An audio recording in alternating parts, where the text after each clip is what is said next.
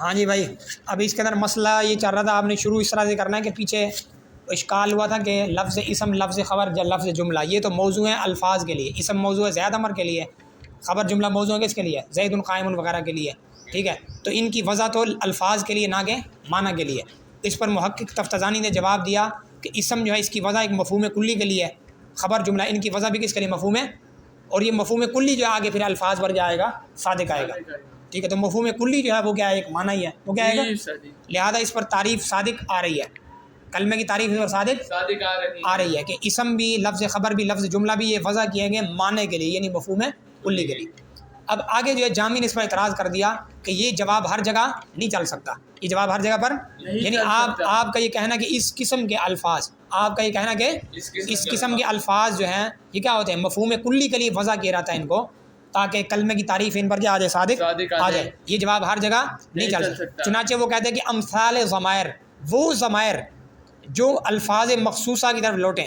جیسے کوئی پوچھے کہ زید مفرد ہے یا مرکب، آپ جواب میں کہیں جی ہوا مفرد.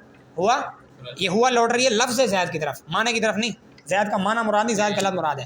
کوئی پوچھے زید قائم، زید مفرد ہے یا مرکب، آپ جواب میں کہیں گے ہوا مرکب. ہوا، یہ ہوا لوٹ رہا ہے زید قائم، اس مرکب اس لفظ کی طرف لوٹ رہا ہے. تو وہ ضمائر جو لوٹ رہی ہیں مخصوص الفاظ کی طرف، وہ ضمائر جو لوٹ رہی ہیں مخصوص الفاظ کی طرف، تو ان کے اندر یہ ملا جامی فرماتے ہیں کہ یہ والا آپ کا جواب نہیں چل سکتا.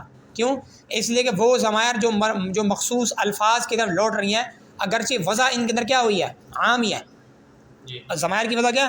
عام کیوں ہے؟ کیونکہ اس میں مفہوم کلی کو مرآت بنایا گیا ہے. مفہوم کلی کو جیسے میں نے اس کی لمبی تشریح کر دی ہے. لیکن موضوع لہو ان کا جو ہے وہ متاخرین کا مطلب، چونکہ مشارع نے اختراع کیا، تو لیکن ان کا جو موضوع لہو ہے وہ کیا ہے؟ خاص، یعنی وہ ہر جزئی الگ سے جو ہے اس کا کیا ہوگی؟ موضوع لہو ہوگی. تو موضوع لہو خاص ہے، یعنی ہر جزئی ہے. موضوع لہو مفہوم کلی نہیں ہے، موضوع لہو مفہوم کلی نہیں ہے، بلکہ موضوع لہو ہر جزئی الگ سے ہے. ٹھیک ہے، جیسے یہ ضمیر لوٹ رہی ہے زید کی طرف، یہ زید قائم کی طرف، یہی اس کا کیا ہوگا؟ موضوع لہو ہوگا. موضوع لہو کوئی مفہوم کلی نہیں ہے کہ آپ یہاں پر اس جواب کو چلا سکو. شارح کا اعتراض سمجھ میں آ گیا نا، اس نے جواب کو توڑا جو، اور شارح کا اعتراض سمجھ میں آیا کہ نہیں آیا؟ ہاں، کہ بھی آپ نے مفہوم کلی سے کام چلا لیا تھا، یہاں پر مفہوم کلی والا جواب نہیں چل سکتا ہے، کیونکہ یہ جو ضمائر ہے جو مخصوص الفاظ کے لوٹ رہی ہیں تو ان کا موضوع لہو کیا ہے؟ خاص ہے، وہی والے الفاظ ہے، وہی جزیات ہے. ان کا موضوع لہو مفہوم کلی نہیں ہے. اس کا جواب ہم نے شارح جامی کو کیا دیا ہے کہ یہ تو آپ کی تحقیق ہے، متاخرین کی، یہ تو آپ کی تحقیق ہے، یعنی جبکہ متقدمین کی تحقیق پر یہ ضمائر جو ہیں ان کا جو موضوع لہو ہے وہ کیا ہے؟ وہ بول، متقدمین کے نزدیک ضمائر کا موضوع لہو کیا ہے؟ مفہوم کلی ہی ہے. ہاں، اور مفہوم کلی جو ہے وہ ایک معنی ہے، عام ہے، وہ معنی ہے نا. تو لمانن کی تعریف صادق آ رہی ہے، لہذا وہ جواب اپنی جگہ ٹھیک ہے. پیچھے والا اس پر کوئی اعتراض وہ صادق اس پر اعتراض نہیں ہوتا. اچھا جی آگے چلیں، تو خلاصہ ہو گیا. مفردن، مفرد کے بارے میں کہتے ہیں یا تو یہ مجرور ہے صفت معنی کی، اور اس کا معنی نے بتا دیا کہ جس کا لفظ کا جو اس کے جز پر دلالت نہ کرے. لیکن اس کے اندر ایک قاعدہ ہے، وہ قاعدہ کیا تھا کہ فعل یا شبہ فعل جب اس کی نسبت ہو کسی چیز کی طرف اور وہ چیز موصوف ہو کسی صفت کے ساتھ، تو اس چیز کا موصوف ہونا اس صفت کے ساتھ وہ پہلے ہوگا، اور فعل کی نسبت جو اس کی طرف ہو رہی ہے وہ بعد میں ہوگی. اسی اعتبار سے وضعیہ جو ہے اس کی نسبت کس کی طرف ہے؟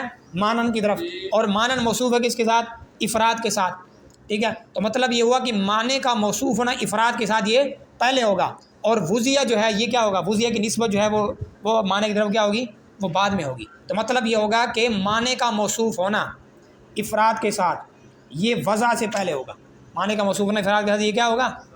وضع سے پہلے ہوگا. یہ اعتراض ہے، حالانکہ معاملہ اس طرح حقیقت ایسے نہیں ہے، حقیقت ایسے، بلکہ پہلے وضع ہوتی ہے، وضع مقدم ہوتی ہے کہ اس کے اوپر معنی کے افراد سے موصوف ہونے پر.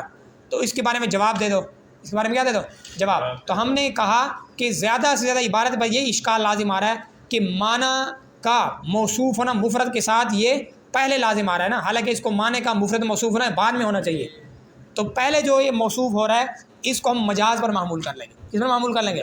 ہم کہیں گے کہ ابھی معنی مفرد کے ساتھ موصوف ہوا نہیں ہے.